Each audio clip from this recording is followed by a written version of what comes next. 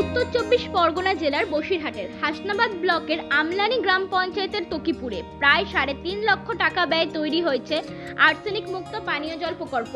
এদিন তারই শুভ উদ্বোধন অনুষ্ঠিত হলো। শুভ উদ্বোধন করলেন হাসনাবাদ পঞ্চায়েত সমিতির কর্মদক্ষ তথা হাসনাবাদ ব্লকের তৃণমূল যুব কংগ্রেসের সভাপতি আসলাম গাজী। এছাড়া উপস্থিত ছিলেন আমলানি গ্রাম পঞ্চায়েতের প্রধান মিঠু মণ্ডল সহ তৃণমূল নেতৃত্ব ও গ্রামবাসীরা দীর্ঘদিন আর্সেনিক মুক্ত পানীয় জলের দাবি করেছিলেন পঞ্চায়েতের কাছে, তবে তাদের চাহিদা পূরণ হওয়ায় খুশি এলাকার মানুষজন। তারা জানাচ্ছেন প্রত্যন্ত সুন্দরবনে নোনা আবহাওয়ার জন্য মিষ্টি পানীয় জল পাওয়া খুবই মুশকিল, তাই সম্পূর্ণ আর্সেনিক মুক্ত মিষ্টি পানীয় জল পেয়ে 8 থেকে 80 সকলেই আনন্দিত। গ্রামের মানুষ জানাচ্ছেন জল কিনে খাবার মতন সাধ্য আমাদের নেই, তারপরে 2-4 কিলোমিটার রাস্তা পাড়ি দিয়ে জল আনতে হতো, তাতে একদিকে সময় নষ্ট হতো, অন্যদিকে রাস্তাঘাট খারাপ থাকায় সাইকেলে করে জল আনতে বেজায় সমস্যায় পড়তে হতো। বাড়ির পাশে আর্সেনিক মুক্ত পানীয় জলের প্রকল্প তৈরি হয়ে আমাদের সমস্যার সমাধান হতে চলেছে। জল তো আমাদের এখানে প্রচুর জল খারাপ ছিল, জল আমাদের কিনে খেতে হতো।